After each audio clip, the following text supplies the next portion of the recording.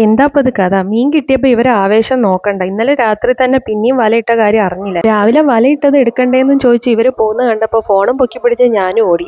അപ്പോഴാ മനസ്സിലായത് ഇവര് പിന്നെയും വലയിട്ട കാര്യം. ഇതിപ്പോ മീൻ ബ്ലോഗ് ആയോന്നൊരു സംശയം. ഇന്നലെയും കൊറേ കിട്ടിയിരുന്നല്ലേ? അതിലുണ്ട്, നോക്ക് എത്ര മീനാ. എത്രയാ മീൻ നോക്ക്. ഇത്രയും മീനിനെ കണ്ട സന്തോഷം ആവേശം കാരണം ഞാൻ ആ വല ഏറ്റുവാങ്ങി. അത് എട്ടിന്റെ പണിയാന്ന് പിന്നെയാണ് കേട്ടോ എനിക്ക് മനസ്സിലായത്. ഇതാണ് കരമനയാറ്. നല്ല ഭംഗിയില്ലേ കാണാൻ വേണ്ടിയിട്ട്. ഇവര് വീടിന്റെ താഴെ തന്നെയാണ് ഇവിടേക്ക് പോവാനുള്ള വഴി. അരിശി താഴെ വീഴുന്ന മീനിനെയും പെറുക്കി എന്റെ ബാക്കിലുണ്ട്. കൈയുണ്ട്, വലിയ മീനാണല്ലോ അരിശിന്റെ കയ്യില്. എന്താണ്? എവിടെ നോക്കട്ടെ.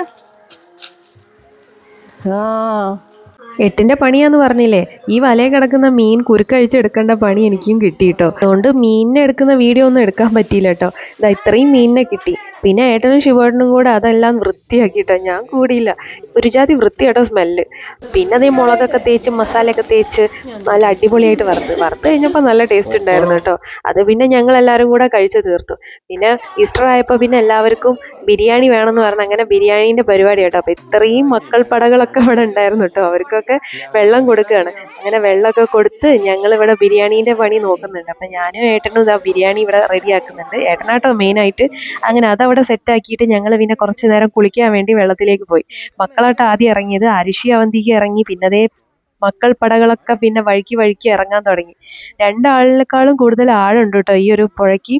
അതുകൊണ്ട് തന്നെ ട്യൂബില്ലാതെ പറ്റില്ല. വലിയവരും കാവല് വേണം നോക്കാൻ വേണ്ടിയിട്ട് മക്കളെ. അങ്ങനെ ദേ ഇവരെല്ലാവരും ഒരു ഉച്ചയ്ക്കുള്ള ഒരു നീന്തലും കുളിയൊക്കെ കഴിഞ്ഞു കേട്ടോ.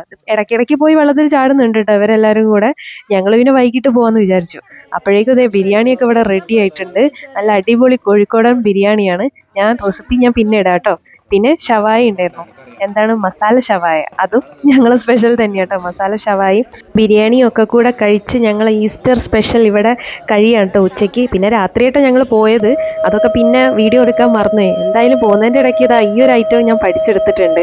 അപ്പോൾ അത്രയേ ഉള്ളൂ ഈസ്റ്റർ വിശേഷം ഞങ്ങളത്.